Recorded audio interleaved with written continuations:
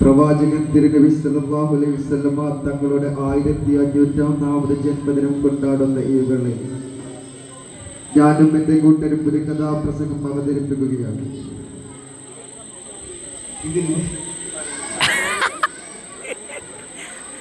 ഇതിനായി തൗഫീഖ് നൽകിയ പ്രപഞ്ച പരിപാലകനായ അല്ലാഹുവിനെ ആദ്യമായി സ്തുതിക്കുകയാണ്. ഞങ്ങൾ അവതരിപ്പിക്കുന്ന കഥയുടെ പേര് മണിയറയിൽ നിന്നും മണ്ണറയിലേക്ക്. വിസ്മിയും ഹംദിനാലെ കഥ ഞങ്ങൾ തുടങ്ങുന്ന പ്രവാചക ഗുരുവോർ സലാമോതുന്നേ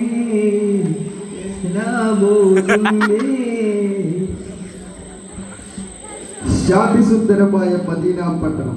എങ്ങും എവിടെയും ശാന്തിയും സമാധാനവും തിങ്ങി നിൽക്കുന്നു. അതാ അകലെ ഒരു കൊച്ചു സംഘം. വേറെ ആരുമല്ലായിരുന്നു അത്, ഹബീബായ തങ്ങളും സ്വഹാബാക്കളുമായിരുന്നു അത്. മുത്തുനബി സ്വഹാബികൾക്ക് വൈവാഹിക ജീവിതത്തെ പറ്റി പറഞ്ഞു കൊടുക്കുന്ന ഒരു സദസ്സായിരുന്നു. സ്വഹാബികളെല്ലാം നബി തങ്ങൾ പറയുന്ന ഓരോ കാര്യവും ശ്രദ്ധയോടെ കേട്ടുകൊണ്ടിരിക്കുകയായിരുന്നു. അതാ പെട്ടെന്ന് സദസ്സിന്റെ അങ്ങേ മൂലയിൽ നിന്നൊരു തേങ്ങലിന്റെ ശബ്ദം. സ്വഹാബികളെല്ലാം അങ്ങോട്ട് തിരിഞ്ഞു നോക്കി.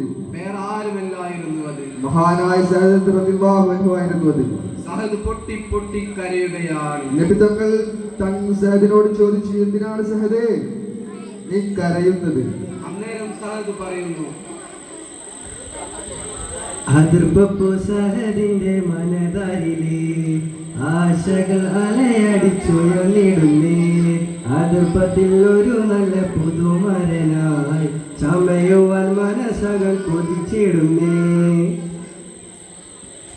അതേ നബിയെ, കാണാൻ ഭംഗിയില്ലാത്ത കണ്ടാലാരും വെറുക്കുന്ന എന്നെ വിവാഹം കഴിക്കാൻ ആരെങ്കിലും ഉണ്ടാകുമോ നബിയെ എന്നും പറഞ്ഞുകൊണ്ട് മഹാനായ സഅദ് റളിയല്ലാഹു അൻഹു വീണ്ടും പൊട്ടി പൊട്ടി കരയുകയാണ്. ഒരു നിമിഷത്തെ മൗനത്തിന് ശേഷം വാത്സല്യത്തിന്റെ നിറകുടം പ്രവാചകൻ തൂമയിൽ നബി തങ്ങൾ സഹദിനോട് ചേർത്ത് പിടിച്ചു പറഞ്ഞു, സഹദേ നീ വിഷമിക്കേണ്ട, നീ മദീനയിലെ ധനികനായ വഹബിനെ പോയി കാണുക. വഹബിനോട് അവളുടെ സുന്ദരിയായ മകളെ നീ നിനക്ക് വിവാഹം കഴിക്കാൻ വേണ്ടി ആവശ്യപ്പെടുക. സഹദ് അമ്പരന്ന് പോയി. നബിയെ, ഞാൻ വഹബിന്റെ മകളെ പോയി ചോദിക്കുകയോ? നബി സല്ലല്ലാഹു അലൈഹി വസല്ലം പറഞ്ഞു, ഞാനാണ് നിന്നെ അയക്കുന്നത്, നീ പോവുക. പുണ്യപ്രവാചകന്റെ ഉത്തരവാണ്, തട്ടിക്കളയാൻ പാടില്ല എന്ന് സഅദ് റളിയല്ലാഹു അൻഹു നന്നായി അറിയാമായിരുന്നു. മഹാനായ സഅദ് റളിയല്ലാഹു അൻഹു വഹബിന്റെ കൊട്ടാരത്തെ ലക്ഷ്യമാക്കി പുറപ്പെട്ടു. കണ്ണിനെ അമ്പരപ്പിക്കുന്ന അമ്പരചുംബിയായി കൊട്ടാരം മഹാനായ സഅദ് റളിയല്ലാഹു